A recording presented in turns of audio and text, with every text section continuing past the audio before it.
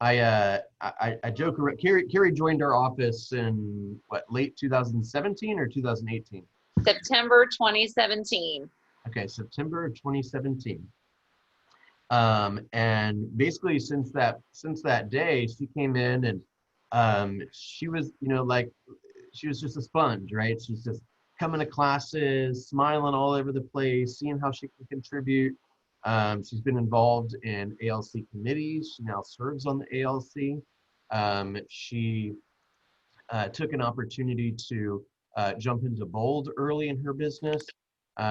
She is certainly very learning based. At the time I became the team leader in the middle of 2018. And right after that, we went to bold, and I had been thinking about approaching her for a little while and trying to make a sales pitch to her to take over my team, which I am still interested in if you have any interest, Kerry. But I think I'm 0 for 3 right now. But we when we spot talent, we do our best to get into business with talent. And I'm just proud to have continued to become closer and closer with you over time, and really enjoy serving with you on the Agent Leadership Council. And you have been nothing but a giver. And oftentimes, the more we give, as we all know, the more we receive. I mean, here is somebody that is, one of our, she set up basically the barbecue a few weeks ago. Like, she's doing, her fingerprints are on a lot of things at Keller Williams Realty Consultants. And she is helping a lot of families, and she's got a great income, and she is setting an example for many agents that can see that it's possible and it can be done at a high level. She's also a mother and a wife, and I think you would agree, as we all struggle on occasion with work-life balance. I think that you have you're doing pretty well there, right? You still spend time with the family, and you're very involved in your kids' schools and all that. So I'm just so glad that you're here with us. This is her second time with us, and take it away. One of the things that we talked about, and I know you can probably improvise a little bit, but we had talked about sharing a little bit about your daily routine. Obviously, we want to hear kind of how you found real estate, and a little bit about you and your family, and why you love Keller Williams, and where you find your business. Epic on. But we also wanted to learn more about the systems and the models that you use, and obviously any advice that you have for the agents. The crew here, at least right now, is about half agents that are, let's say, less than 6 months in the business, and roughly the other half are agents that have been other brokerages and are starting to really build some momentum here. Okay. Well, awesome. Well, thank you so much for that very nice introduction. All of you, you are so smart to be with Bill. He's just amazing. I promise you, he will definitely be your biggest cheerleader. Anything you need, he's always there. He has your back. He has great advice, and is just super direct. And that's really kind of the person you need to have in your corner at all times. Bill will always have your back for sure. I'd say I have absolutely loved being at KW, and it's the only brokerage I've ever been in. And just, we have such a great support team and network there. I would certainly not be anywhere else. I have to say, I'm kind of glad that Bill asked me to speak a little bit just on systems and routines, because to be honest with all of you, I'm very much always still in learning and in transition as well. And I think what I have realized is, just in speaking with other agents that I kind of look up to, who are my mentors, who are on that next level, is that in order to move up, you have to have those systems in place. You can't be building, castles in the sand. They have to have a firm foundation. Otherwise, they're going to all essentially fall down. Yes. Sorry, my husband just straight through here. Sorry. Thank you, baby. So I would definitely kind of like to get into that, because I myself didn't have perfect systems for a while. And one of the things you do, and I would say this is something that Bill certainly taught me about long ago, is you really kind of need to make the decision up front, up ahead of things. How much time are you going to spend working in the business, and how much time are you going to spend working on the business? And I think so many of us get that confused, because really, when I really took a hard look at my schedule, probably about 95% of my time is working in the business versus working on the business. And I think the only way you're going to kind of get ahead and make it to that next level is if you're looking at things from a big overall, like the 360 view from up above, to kind of see where your business is going and where you want it to be.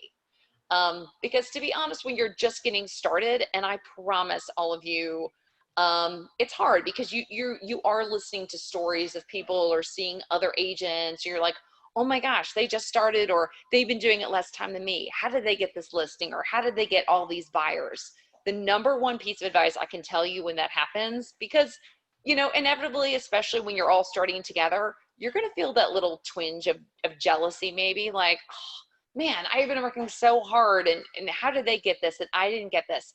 The best thing you have to do for your mindset and for you personally, you congratulate that person. You say to them, you know what, and give it a sincere congratulations. Way to go. Good for you. You did it. Congratulations. I mean that. And then that way, you're empowering them. You're making them feel proud of their accomplishment, but also you're ridding yourself of any negative energy, and it only keeps you going and adds to your momentum. So just know, oh, thank you. So just know, those things are going to happen. I was just speaking with someone the other day. You're going to have people you're working with, people you're doing business with, who you're going to think, oh my gosh, I'm totally going to get business. This is going to go great. This is going to happen. And they're going to break your heart. And then there's going to be the people you're like, oh my God, they're never going to work with me. I'm never going to get their business. And then you do. So you never ever know how things can go. Just always make sure you stay in the positive mindset and move forward. At the same time, though, I think this is super important. Give yourself grace. You have to. Every single one of us has off days. Some days, I'm like, oh my God, I don't want to call anybody today. I don't want to deal with anybody today. I don't care. And I swear to you, I said that to Bill a long time ago. And he's like, if you don't say at least, I think he said once a week, that you hate real estate or you want to quit for real estate, then you're not working. I'm like, oh, okay, good. Well, then I feel better. I think I said, if you don't think about quitting this thing once a month, you're not talking to enough people. Yes. And you're absolutely right, because it definitely is a roller coaster. But to kind of dial it back down to the basics, what you really want to make sure what you're doing is having a plan. And to be honest with a lot of you, I've had so many times I'm working on this when I don't have a plan. When I do essentially, quote unquote, the wrong things, I let my clients dictate my schedule for the day. And you might have some of those days, again, give yourself grace, but try to get back on schedule. And as we know, all of us work a little bit differently and have different ways of doing things. What I have found to be the most helpful for me is to try to plan out, and I try to do it a month in advance. One day each month, doesn't have to be the whole day because that's unrealistic, but a few hours during that day when I can have kind of an uninterrupted planning block to kind of plan out not just, what my month is going to be, what the quarter, and then also keeping track of kind of what my annual goals are. And to be quite honest, this is the time of year right now that you want to already be thinking to next year. And I know that's a little bit tricky just because COVID has thrown such a monkey wrench in so many of our plans and what we wanted to do. I personally like to do a lot of events and things like that. And now I'm like, oh, gravy. I don't have any big fall festival to be inviting my clients to this year. What am I going to do? What am I going to do instead? So I'm thinking about end of this year, and then I'm having to think about next year too. So give yourself a day, plan it in advance. If you have to change the time for some reason, try to only do it once. Don't have it where you're saying, okay, October 21st. October 21st is my time. I'm going to do it from 2 to 4 that day. And then you're like, ah, crap, I've got this. I got to change it. Oh, I got this. I got to change it. Try to really keep it a priority in your schedule and make it whatever's going to be best for you. Sunday mornings, I will say, especially if you're an early riser, you could get time in, before your family is up, maybe before you go to church or worship services or something like that. And then usually that's a great time block because it's such uninterrupted time. So that way you can kind of look ahead, start planning things out, and then keep track. And that's a good way to be accountable too. If you want to share what that plan is with someone else to have them help keep you accountable, then by all means do that. So that's kind of a big picture thing. And then in terms of like weekly and daily, I'm a morning person. So I really try to get up. I remember, and of course now I can't recall who said it, but during the mega camp that we just had, I remember one of the agents on there, he basically said, before you check your email, before you check those text messages, check your 411 first. And that is so true and so important because you want to stay on track and you have goals you have set for the day. So what I try to do is the day prior, the day previous, usually like early evening, like after we're done with dinner and stuff like that, when, people in my house are just kind of, lounging around. If we're going to watch a family movie, we haven't done that yet. There's just like a nice window of time. I'm old school. I have my notebook. I live by my notebook. My notebook goes every single place with me. If I'm in the car, my notebook is for sure with me. And then I just write down my list right there of things I need to remember to do for tomorrow. What I need to follow up on, who I need to call, and all of that. In terms of call lists, this was something I started doing through Command, which was actually great. I do have someone I pay, and she sets up my Command for me. She makes sure everyone's in there. They're on smart plans and all of that. And I just say to her, we're kind of going through, I can't remember what the name of it is, but where you're doing like the different letters and things like that every week, A and W and all of that. And so she'll pull for me. I'll say, pull me a list of maybe like 20 names. I try not to overshoot it because the problem is I think if you overshoot and you're overly ambitious, then you're going to start falling behind and then you're going to feel defeated. So even just put it as, 5 people a day. Can I just make sure I get in touch with 5 people a day? And sometimes every now and then it might not be someone who is on your list for that day. But as best you can, try to stick to that list of 5 different people that you need to reach out to, 5 people from your database that you haven't spoken to recently that you need to touch base with. Give them a phone call if for some reason they're not there. Let them know, hey, I'm so sorry I missed you. Let's say it's Monday. I'll try you back Wednesday later. And then, try them back again later that week. If you don't get them, then maybe follow up with the text. But do your best to kind of try to stay on them, keep in touch with them. One thing I will say, just to kind of interject, because I do feel very strongly about this, if for some reason, and sometimes this happens, you're driving down the road or you see something or something triggers your mind, or you just think about someone, you're like, oh my gosh, I wonder how they're doing. I hadn't talked to them in a while. When those thoughts pop in your head, call that person. Call that person. I can't tell you how many times those things have come up where all of a sudden, for whatever reason, somebody entered my mind and I'm like, you know what? I need to give them a phone call. And I swear to you, it's so weird. 9 times out of 10, I call them and they're like, oh my gosh, I was thinking about you, or, oh, did you hear the news? We're thinking about moving or something like that. And you're like, it's just one of those, I don't know, energy, prayer, any one of those things. So just, if that does happen to you, try to give that person a phone call. But other than that, try to really, make sure you do get your phone calls done every day, because that's really the way you're going to find out about things. And people, especially still now, I mean, even though, most people are going out, most people are not staying at home, they really like talking to people. And in general, they do have more time on your schedule. So if you're one of those people, you're like, maybe you're doing another job right now and you're like, I can't be calling people during these times because I'm doing my work during that time. Try to think of times, when people are happy. I will tell you, one of my favorite times to call people during the week, Friday afternoon. Who is not happy? It's Friday afternoon.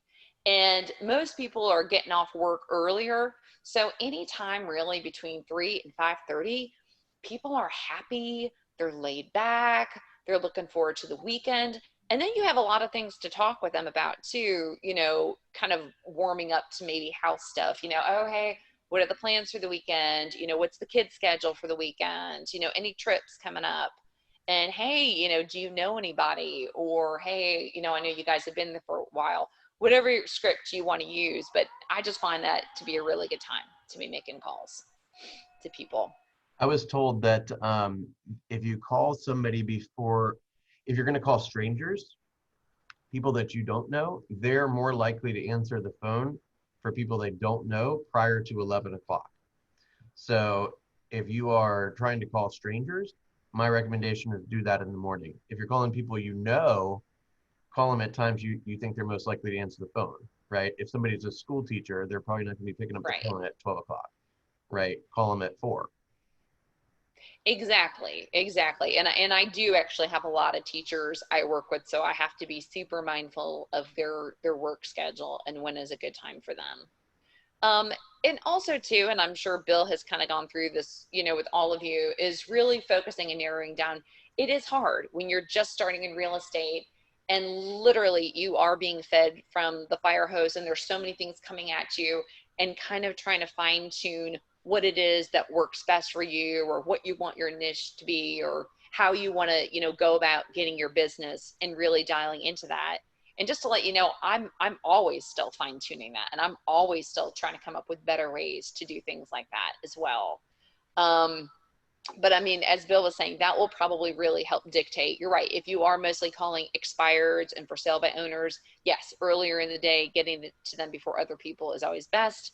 If it's more, my business is primarily my database. So I try to call them, as Bill said, a time that I think is good for them. Or, for example, if they're, moms of school age kids, I'm going to call them kind of after the morning rush, late morning, or maybe I might try to call them, maybe before they pick their kids up or something like that, and try to work my calls around those times that I think would work best.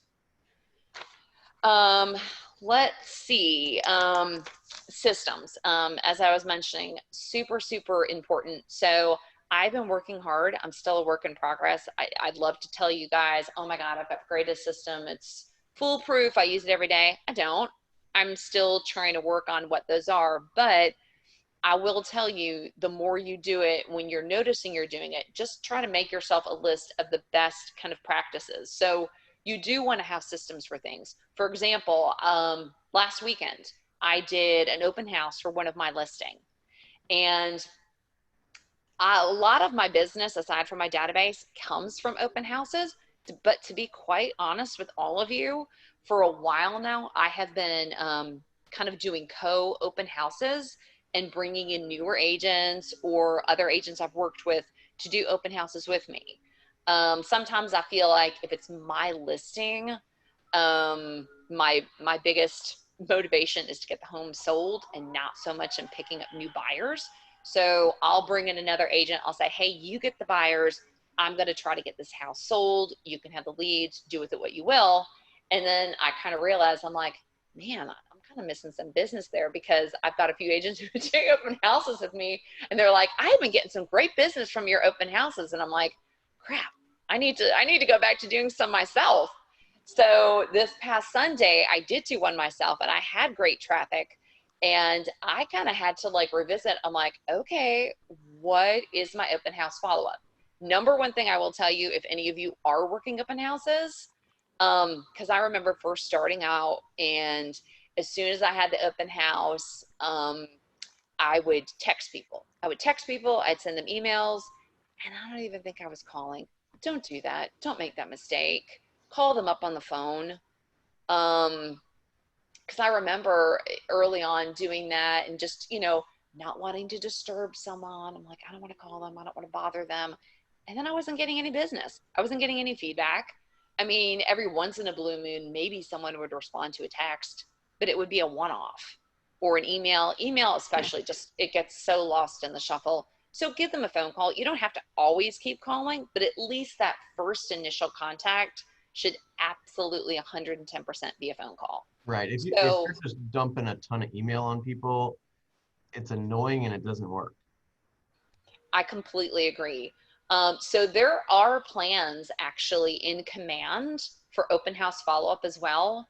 So I had Alex who works with me to kind of help refine that what that was going to be. So my open house is Sunday, so I made all the calls Monday morning to everybody on there, and I was surprised in doing it. I had about 10 people come through, and at least 4 of them answered the phone and spoke with me. I left messages for all of them, told them I'd be following up. One of them actually did send me a text back saying, hey, let's talk on Friday. And then Alex sent out an email the other day, just kind of as a follow-up. And so the next week, I'll probably go back, but I wanted to have a system in place. So for the next several weeks, I could be following up. Okay, obviously this house didn't maybe work for you. What's your time schedule? You know, have you been pre-approved? Rates are low. And really, when you're following up with them, you really want to try to get other things to follow up with them on. If this is something you're at all interested, what I try to do is as soon as I have those people leave my house, I immediately make notes on everybody. Okay, this person was selling their home in the Gulf Coast. This person is also an Auburn fan, like we are. This person is coming from California, or this person is looking for a place for their grandma. And I try to find any single thing I can within those notes and follow up to say something. It doesn't even have to be real estate related. Like the lady who said, who's an Auburn fan, I'll be like, oh my gosh, hope Auburn, you know, beats UGA tomorrow night. So it's just like a follow-up. It's not at all real estate related, but it's just a connection point. So, but again, back to the important part is you want to be able to have a system, a follow-up, and something you can count on, and you want to be consistent. I will tell you, just as a person, I personally am not the most tech savvy person. So I would love to say I'm like this master of command and master of Kelly and all that. I'm not. However, you're the master at finding the master. Like, we don't have to master everything. That's right. That's right. I have someone who is way savvier than I am in terms of working on that stuff. I mean, a lot of my things to remember to do things, I either have to A, write it down in my notebook, or B, I go into my Google Calendar and I put the reminders in there, which, you know, maybe seems old school, but to me, that's what's, it's going to, that little reminder is going to go off. Call so-and-so, follow up with so-and-so, and then I'll be on track with that. But yes, Bill is right. You want to be able to have, if it's not you, find that person who can help you put in that information so you have it and you have a way to follow up and be consistent in that follow up, and you have a system for it. Kerry, how many people are in your database right now? I think I've got close to about 600. 600, okay. And can you, for those that are relatively new here, can you speak to, like, how did you blend this idea of, I need to speak to people, but I also need to do a bunch of preparation and, you know, build my confidence and that kind of thing. How did you merge those two dilemmas? Sure. So it definitely, I will say, it is kind of hard starting off at first and figuring out what those kind of, I guess, points of entry are. Really what I try to do, I do like numbers, I like stats, I like information. So for me, my biggest things are listening, I mean, doing team meeting every week. And if you listen, especially right now to team meeting, I mean, Aubrey pretty much reiterates, I mean, the numbers might change slightly, but his verbiage, the way he says it, the way he delivers it is like the same every time. And it sinks in. The more you hear it, the more you hear it, the more you hear it. So I try to write it down, and I do try to practice that script. I'm like, okay, I'm not going to overload someone with like 10 million data points, but of all the things he said, what are maybe the top 3 that are going to resonate with me? Whether it's that the days on market, the more money in someone's pocket, and always do the math. When he comes on there and says, I think this week, the slides he showed basically said that home sale prices are at a 6.4% increase over last year. So do that math for someone. If you've got someone that was wanting to maybe, or someone you're speaking to, their home, you know, is in a $500,000 price range, then do that math. 500,000 times 6.4%. say, hey, listen, I got to be honest with you. We're, I'm so looking for homes in this neighborhood. We've got buyers. This is how much more money they could put in their pocket this year versus last year. And just, I think when you've got numbers and data, at least personally, that's the way I feel, it does give you a little bit more confidence because you kind of know what you're talking about. And again, pick whatever three resonate, the most with you. Oh my gosh, we have 1.5 months worth of inventory. Let me explain what that means to you. I mean, because people, when you kind of give them that information, they're like, oh, whoa, I didn't think about it. And or another thing I'm doing is, for example, right now I'm really trying to find homes in a specific area. So I'm calling people I know who live in the area, or I'm reaching out via social media or text or something like that. And I'm telling them like, hey, you know what? I just pulled up Roswell North Elementary.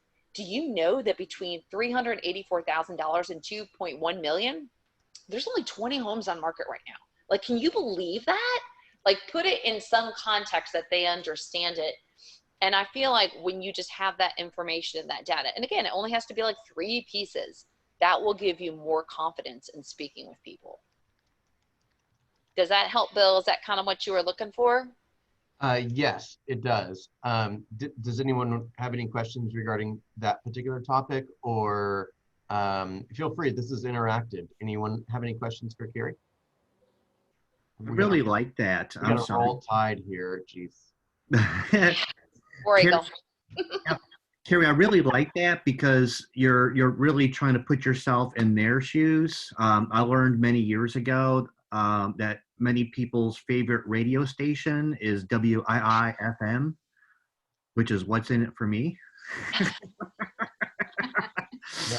And so, you meet with the sweet family or you're talking to someone, you're thinking, we're chatting like, for real estate perspective, what's in it for them? So you're saying like, y'all, like it's market, the prices have gone up over 6% from this, since last year, or the inventory right now is down to under 20 houses for North Roswell. I mean, you start dropping nuggets like that, I think they'll quickly realize like, wow, we can probably really move this place, or maybe the timing is better now than ever.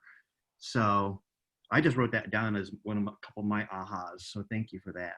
Oh, absolutely. Because I mean, I do think it's hard, and I know it's like sometimes it's like you're trying to search for like what is your reason to call people, and even sometimes maybe let's say maybe you don't really have a good reason. You can always put under the pretext that maybe let's say for example maybe you've got an acquaintance somewhere and you're like, oh my gosh, I'm kind of embarrassed, like I hadn't talked to them in a long time, like what's my opening line, what do I say? And it doesn't even have to, you can say, let's say you've got a friend you hadn't spoken to in a long time, they live in Duluth. Hey, oh my gosh, I have got a buyer in the area, or someone in my office does, and I remember that you lived there, and I remember that you were in that area, or tell me what you like about that area. I mean, people love, what I have found, people love helping out. People love helping you find homes. Like a lot of times when I'm reaching out in a certain area or I need people to help, I'm like, hey, do you know anything? People love being a part of that. They really do. Like they want to help you. They're like, oh my gosh, I think I heard this. No, not everybody, but a lot of people really enjoy that. They kind of like being pulled into that. Or if they're giving you stats or data or information, they like that. And maybe it's not something you need at that moment.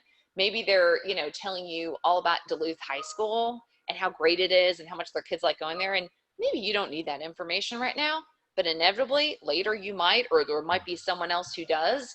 But either way, it's opening the door, and they're going to remember that, and they're going to remember you. And that's the one thing that's most important with any system or anything you do, just trying to do different things to stay top of mind, because sometimes you don't know where that can come from. This is maybe a little bit off, but I remember when I first started in real estate, and I remember talking to another more seasoned agent in the office, and they would say, oh yeah, I've got so-and-so calling me up who wants to sell their home, and so-and-so calling me up who wants to buy their home. And I remember thinking at that time, oh my gosh, wow, if I could be so lucky, if someone could actually call me and me not call them about selling their home or helping them buy a home, like I would be the happiest person ever. And I promise every single one of you, you will get those phone calls. You will. It takes some time, it takes some reminders, but people will definitely call you.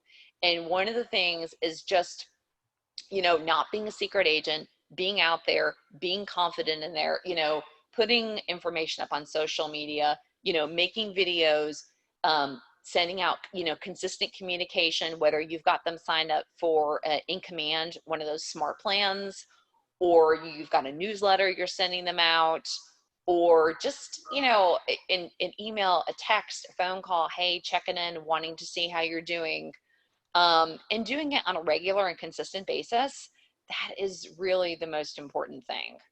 Because that's really most of all what you want to be is top of mind. As they say, everybody knows so many different real estate agents. You want to be the go-to, you want to be the one of choice for people. Hey, Kerry, this is Tawantis. I have a quick question for you. Yeah. Hey, you had mentioned, and I would love to kind of glean on, in such a short period, transitioning your business to that level is incredible. So I definitely would love to hear from you, to hear coming in like your first year. You said that you didn't do as much cold calling, right? So if you did not do as much cold calling, but it was just your database leads, do you feel like you put in how many hours of lead generation calling your database? And also, were most of those referrals more so from your database, or did you actually glean onto any for sale by owners that expired initially? What was kind of like that whole entire building platform like for you? Sure, that's a great question. And I'm chuckling because oh my gosh, I did so many, because that's the thing. It's like you hear, you're listening on all the calls, and you're like, oh my gosh, someone did this and they got business. I'm gonna do that too. Or they did this and I'm gonna do that too. And oh my gosh, I'm Right. laughing because the number of things, because you're right. It's like I'm not gonna lie, I did put in a lot of hours. And before I started in real estate, I worked for CNN and Turner Broadcasting for over 14 years. So my mindset's a little bit different. Like, I'm probably not a great example in terms of people like, I only work these hours every day. I do take calls later, just mostly because it's me and my memory. And like, if someone texts me later, I'm going to forget. Now, granted, if it's something I don't want to deal with that night, I don't deal with it. I deal with it the next day. But I did spend, gosh, a lot of hours. And I tried to cast a very wide net. I tried to do a first time home buyers event at Tappan 6, which sadly is no longer there. I partnered with a lender. I partnered with an insurance rep. And our biggest issue was all we did was promote it on social media through Eventbrite. And the night the event came, nobody showed up. Not a single person. Nobody. And we're like, crap, we have been advertising for this and people signed up and nobody came. And we had the back room and it looked so nice. And you know what we did? We went out into the restaurant and we said, hey, listen, we are trying to have this event and nobody showed up. I know you're just randomly sitting here on a Monday night drinking beer. Like, would you please go sit at this back table and we're going to stand up. We're going to pretend like we're presenting and you pretend like you're super engaged and we're going to buy you a beer for doing that. Would you do that? Oh my gosh, all the people did, and it was hysterical. And we took pictures of it. We're like, oh yeah, great event. And it was nothing. It didn't really happen. Or, I mean, one time I thought it was a great idea because my husband DJ'd the fireworks at Wills Park, and it was like my first year in real estate. I was like, oh my gosh, I have got these patriotic flags and I'm going to go walk around and I'm going to hand them out to people and I'm going to give them my business card and I'm going to make connections that way. And sure enough, I'm walking around handing out cards and I give cards to other agents who thankfully they were very nice. They're like, okay, you're doing the right thing. And then I, end up giving cards to this man who was a contractor who was super sketchy and called me a bunch after that. And I had to block him from my phone. So needless to say, like those are things that didn't work, that didn't pan out very well. But you know what? Sometimes you got to roll with that. You got to roll with some of those things, because sometimes other things that maybe you think might not work very well at all, sometimes they do. I have met, as I mentioned, I do, majority of my business does come from my database, or the referrals from my database, or open house. But every now and then I would meet somewhere else. Trader Joe's, I was like there in line, and I was buying something I wanted to give out as a client gift, and cashier started to talk to me about that. I said, oh, I love these for client gifts. What's your business? I'm in real estate. I need help. So kind of, getting out there, and number one, don't be afraid. And I know sometimes that's hard because you do kind of have to put yourself out there a little bit, but I have found way, way more often than not. I mean, I can't even think of anything off the top of my head right now where I told someone I was a realtor and they like totally shut me down or were nasty or were mean to me. I have always found when I do that and when I say that, people are usually very receptive and they're open to it. I don't think I've ever had anyone really be nasty. And I have gone around, I have knocked on doors. I mean, I know now during COVID, people aren't doing that as much anymore, but putting yourself out there. I mean, to be quite frank with you, Twantis, if I had probably a better follow-up system from so many of the people I met, whether I was door knocking around an open house or door knocking neighborhoods or things like that, I probably would have even gotten way more business than what I did. Right. Got it. Thank you. Yeah, no problem. I mean, just, feel free to, or if you see, I've done this before too. If I hear of someone who's doing something really good or a really great event or a great idea, another agent, reach out to them, find out what they're doing, because 99% of the time, if they're doing something really well, they're happy to share it with you, and they would probably give you like most of their materials they use too, and just tell you, what to do to kind of make it your own. The number one thing though that I've realized going into anything is you have to put in the work for anything you're going to do. Like you can't say, I'm going to have this event or I'm going to do this thing, but I'm not going to do anything around it. Like you have to build it up. Michael and Marinelli, I know you guys were talking about the coffee thing that you did. Now, last year, one of the things I did, and I haven't been doing it since it was COVID, I was kind of just starting it back up, and then COVID hit, but I'm thinking, okay, I need to get back to doing that, was I would do Free Cut Friday. Land of Thousand Hills is my favorite coffee place. And so I just started, I started it on social media. I'd say, hey, Friday morning, 8 to 9 a.m., because at that point, I would have dropped my kids off from school. 8 to 9 a.m., you show up here at Thousand Hills Coffee. Coffee's on me. I'm not telling you you're going to come here and we're only going to talk about real estate. We're going to see where the conversation lends itself. If we talk about real estate, that's great. But if not, it's just an open forum of different people. And at first, when I advertised just on social media, I didn't really get that many people. But the more I started doing it, I had it the last Friday of every month. So it was a consistent date and time that people could count on.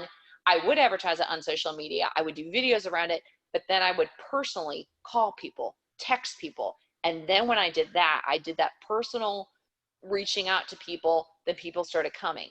And then the really cool thing that happened was it became a very organic kind of thing, and more people started coming, and then the same people came every month, and they got to be friends from there. Like I see a lot of them now, like on Facebook and social media, like they're friends with each other, and it's formed like interesting connections.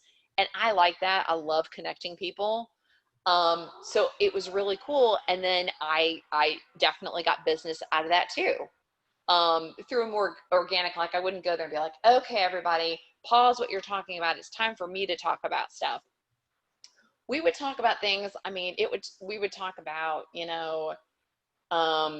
kids, and we would talk about, great contractors, and we would talk about, diets and all different kinds of things. But it was just a fun, easy thing to do. And I think the most amount of money I ever spent on coffee was like $45. So it was cheap too.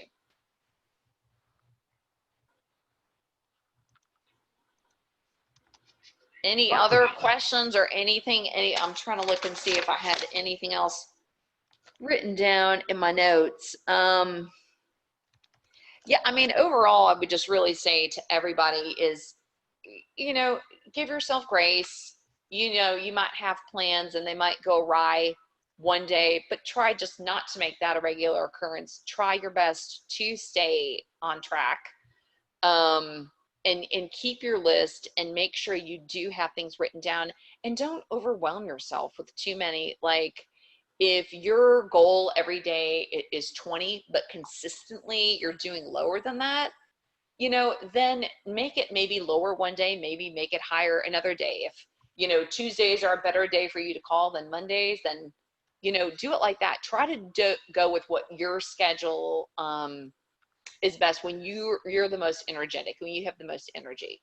Because I try to do all my calling, all my talking to people as best I can in the morning, and then doing afternoons more for appointments and things like that. But then I do have my people too who I have to call later in the day, whatever their schedule is, teachers or whatever, they can't talk early in the day. So I try to talk to them later in the day too. But try to go around what works best for you. I mean, don't try to do something when you have no energy and it's not a great time, because you might not be as effective and you might not do it consistently. And consistency, especially in this business, absolutely matters. Okay. What are you guys hearing? And do you have any other questions for Kerry? I just saw the top-down report for this that we just transmitted. Number 3 in the office for individual agents. Congratulations. Thank you. I got to be honest with you though. I slipped. I definitely slipped. I was number 1 for several months for individual agents. So, and September 1st is my anniversary, so I got to recap.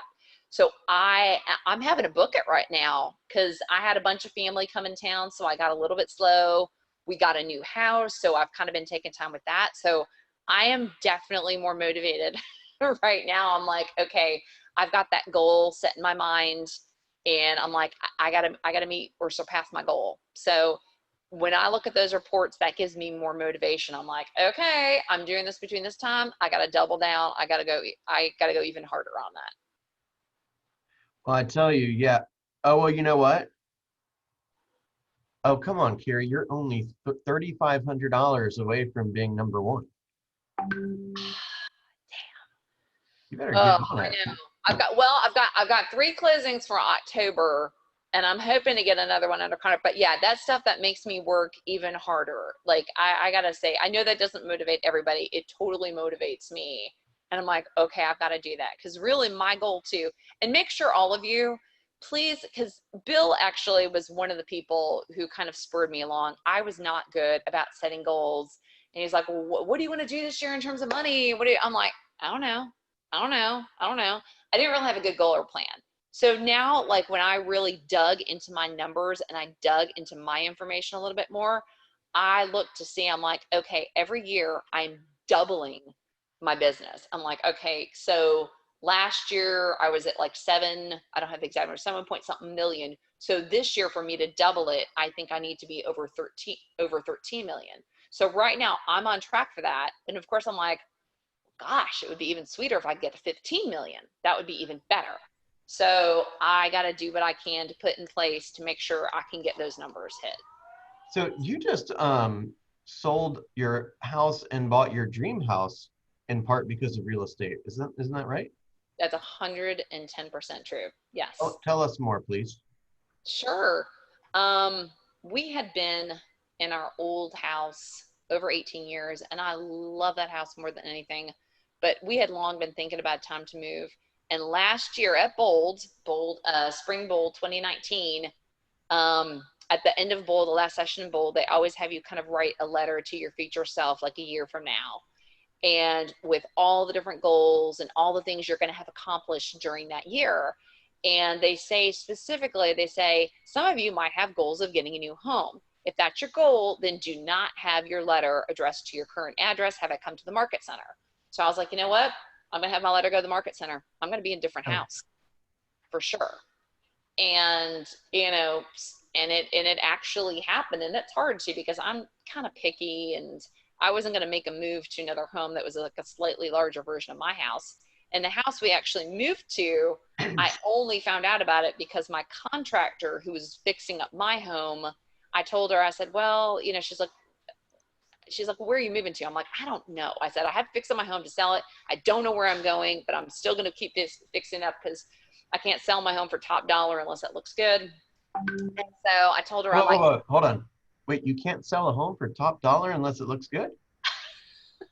Bill, do you have any experience with that?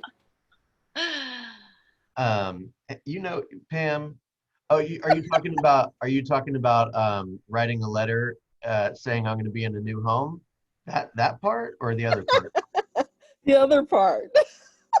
Yeah, I thought I was a great agent and I was going to sell a house that looked like it was in B- condition, and it didn't freaking sell for a long time. A long time. A really long time. And that was your townhome? yeah. Yes. But townhomes in Sandy Springs aren't selling that great right now. Isn't that right, Kerry? That is 110% right, Bill. I wish that would change, but This was a year ago, Bill. Pam. I'm teasing you. I'm giving you a hard time because it's like the cobbler's kids have no shoes.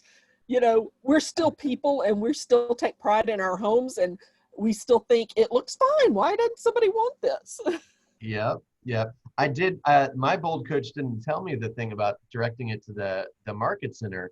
So I got mine like, you know, I got mine like 6 months late when they finally found my new address or whatever. And it said, you'll be in a new house. And I was in a new house too. that's right. You'll be in a new house. Yeah, because I didn't want to mess around. I mean, as an agent, I wasn't going to try to be ridiculous. I wasn't going to try to overprice my house. Like, I did everything. I had a pre-listing inspection, which I've never done before, but my inspector, who I love, he came over and helped me. I did a pre-listing appraisal.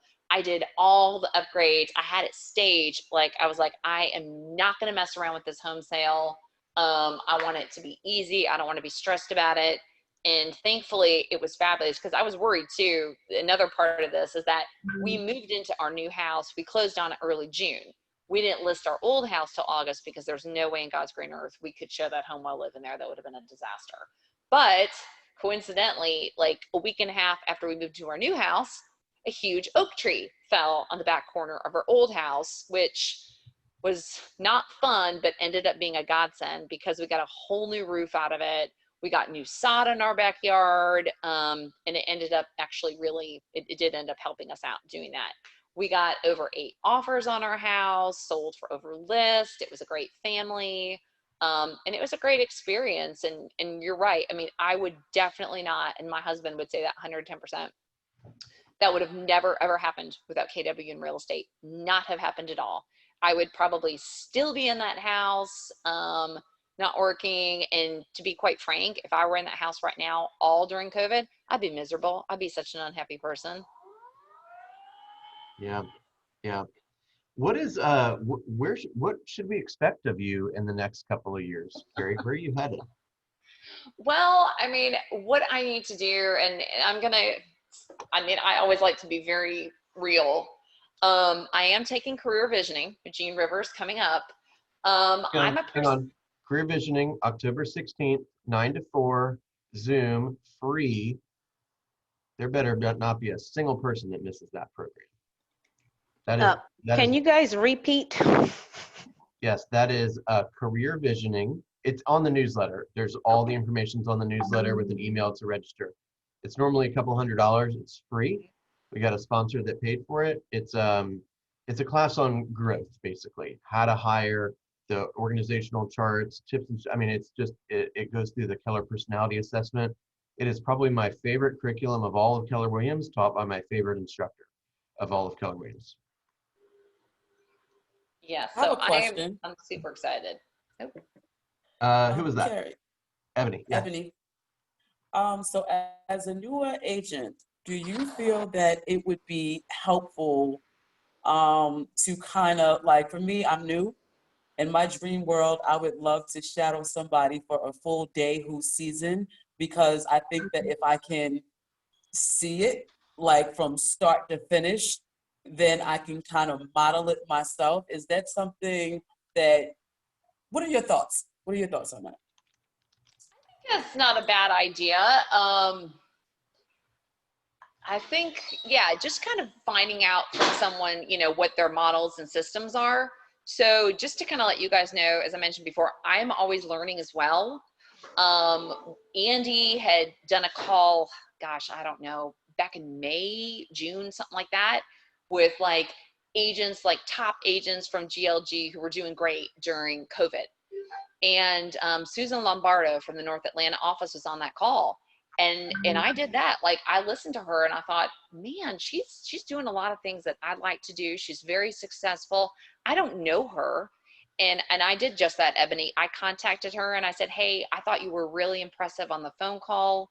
Sounds like you've got a lot of good systems in place. Could I come meet with you sometime and kind of pick your brain?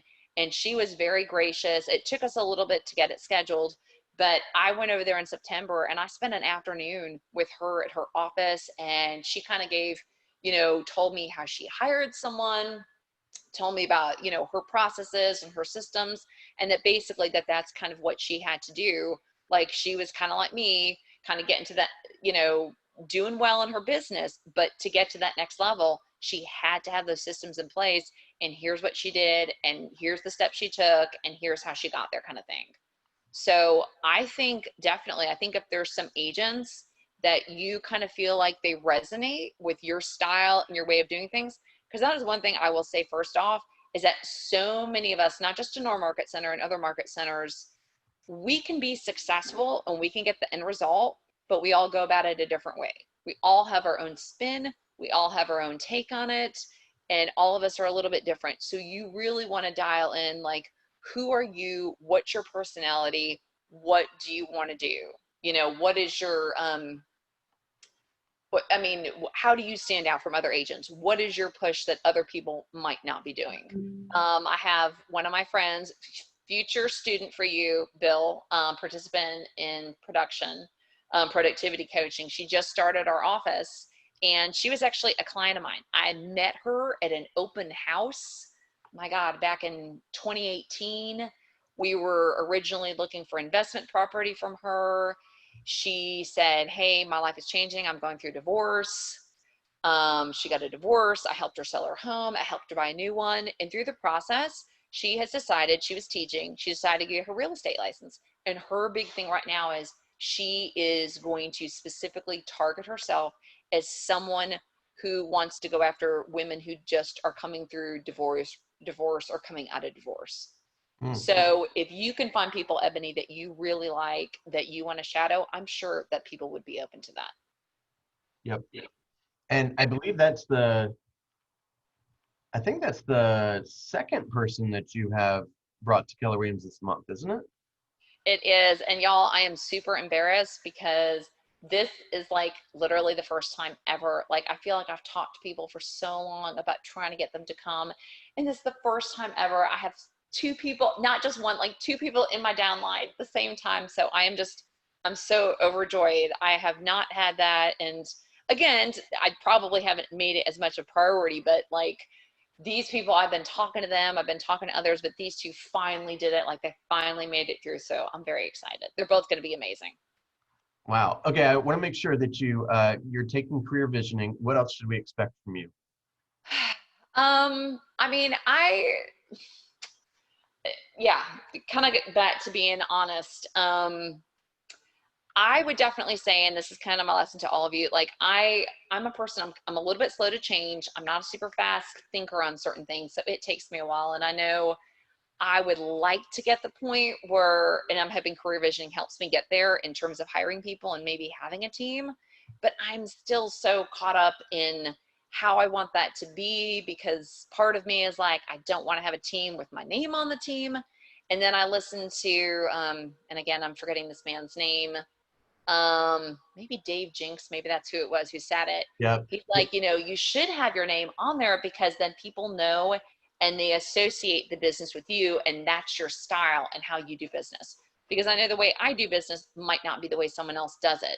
So that's something I'm hoping to kind of get better grasp on through career visioning. in terms of doing that. So that's something I'd like to do. And then also too, just better deciding how to spend my money. When Bill and I still remember it, Bill and I went out like last summer for lunch, and he dropped all these nuggets on me. He told me I needed to be better leveraging. And so I did. I started working with Churchill Group. That was huge.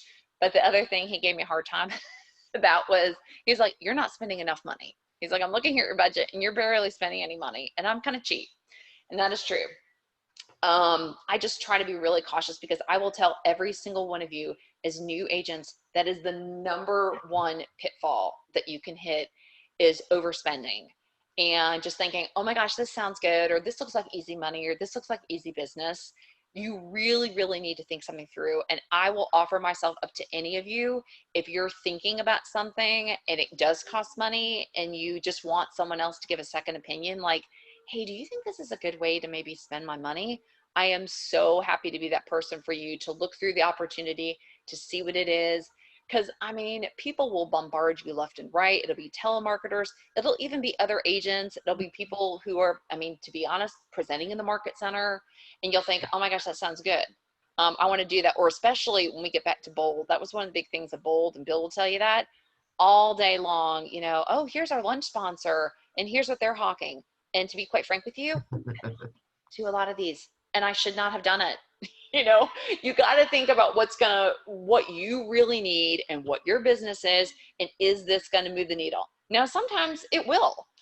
Sometimes it will be something. When Bill told me I needed to leverage my business and start working with someone, I started working with Churchill Group, and I have my own assigned person there, and she's amazing. She does my contract to close. I can count on her for so many things, and she has 110% opened up my schedule, and it's a minimal cost. But then there's other things. People want you to sponsor this or do that. Now, sometimes it might be a good opportunity, and other times not so much. So let me be that person for you. Realtor that puts their ad in the newsletter? No, I would not like to be the fourth realtor. No, and Bill is right about that. Be very smart about those things. Like at my kids' school, my two younger girls, they go to a charter school, and I do sponsor stuff there because I am the go-to realtor at their school, whether it's for teachers and staff members or other parents.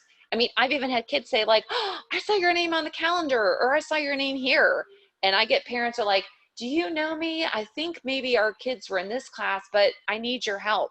Like, to me, any money I pour into my school will always be returned to me.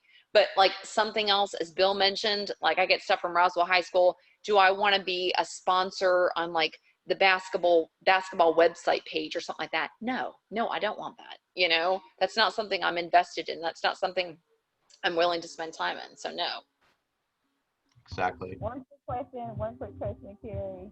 Okay, so with you establishing. Twantis, talk just a little louder. Hold on, let me see. My little ear. Right now. That better? Yes. A little better? Yeah. Maybe not. That's good. That's good. I don't know. You're good. Now we can't hear you. Right now. I think my mic went out. There you go. Hmm? Right now. Right now? Yep. Okay. I can't hear you guys, so I don't know what I did. Sorry about that. All right, you're up. I'll come back after I try to figure out what I just did with this phone. Okay. Who else has I want to be respectful of your time, Kerry. Let's see if Twantis can come back with her mic. Is there anyone else that has a question or anything for Kerry? I do want to make one comment about the shadowing an agent. I would venture to say that just about any agent in our office would be willing to do that, but please don't use the phrase, I would like to pick your brain. Use the phrase, hey, I want to be like a fly on the wall. I just want to watch you do what you do. And I'm going to sit there all day long and be like, right? it's not a, I'm going to take you away from what you do every day and bombard you with question after question after question for 8 hours. It's, I just want to watch. And maybe at the end, I'll send you a follow-up email with my favorite question or two. But like, you have to be very careful that, like, um, very, very successful people, like, they don't have time to be taken out for a cup of coffee to have their brain picked. I hate to say it that way, but you have to be really careful about that. Does that make sense? It makes all the sense in the world. Like, we don't have enough time for our own lives, and they're way more busy. Most of y'all are way more busy than me. So I get it. Like, when it's just like, look, I don't have time to answer 1,001 questions. Watch, pay attention, and you'll get it. Or maybe another way too to do is to offer up, maybe if you see that they're hosting an open house or something like that, even if you're not going there to get leads, I mean, maybe it's an open house they're having and maybe there's some time, maybe that's not a crazy busy open house or something like that, and you could, talk to them. I had a lender, young lender, who was really trying hard to kind of get new business, and she kept kind of doing the whole coffee thing. I'm like, I don't have time to go get coffee. And then she offered up to me, she said, hey, do you have some upcoming open houses? I would be happy to come meet you there, kind of see what you do, talk to you then, and offer up, giving people pre-approvals or pre-qualifications. I was like, oh, okay, well, yeah, that Yeah. sounds good. There. By the way, I didn't mean sit there and not be helpful. Be like, hey, I would like to be hanging out with you today. I'll keep my mouth shut. I'm gonna watch. You need a coffee made, I'll do it. You want me to grab you the coffee? I'll go get you the coffee. Right? You need your car filled up with gas? I got that. Like, I just want to hang out with you. I'll stay out of your way. I'm here to help. Just put me to work. All right. Can you add Kerry's email? Kerry, what's your email? It is Veale, V as in Victor, EALE at kw.com. Okay. Kerry, I mean, gosh, first of all, thank you so much. You're just an awesome story. It's awesome to watch your business develop, and for you to earn all the business that you planted all those seeds for over the last couple of years. I've really enjoyed watching it, and maybe being a this much of a part of it. I'm just proud to know you and proud to watch you continue to grow. So thank you for everything that you've done for the Market Center, and for making a return to this room. And keep it going. Well, thank you so much. Thank you for having me. I mean, you guys are all so fortunate with Bill. I mean, I cannot say enough great things about him. He's just such a wealth of information. Like I said, super direct, and he will always have your back and just really listen and give you good feedback, and just, I know, keep encouraging you and pushing you forward. And sometimes you need that. I mean, I have slumps. A lot of people have, where you're just like, oh, I'm not feeling it today. I'm not feeling up to it. And sometimes just a little nudge for someone, you're like, okay, I'm back. I can do it now. So if I can help, reminder, it's like, hey, because you're not going to make this call, that person's going to work with a crappy realtor. How do you feel about that? Isn't that your friend? Call them. Exactly. And if I can help any of you, or any of you want to reach out, always feel free to do that. If for some reason I can't answer your phone call right then, I promise you I will get back to you. And yeah, I'm always happy to help out. Beautiful. Thank you so much, Kerry. Have a wonderful weekend. Congratulations on your phenomenal year, on your new house, and thanks for everything you're doing. Thank you all. Thank you, Bill. All right. Thank you, Kerry. Thank you.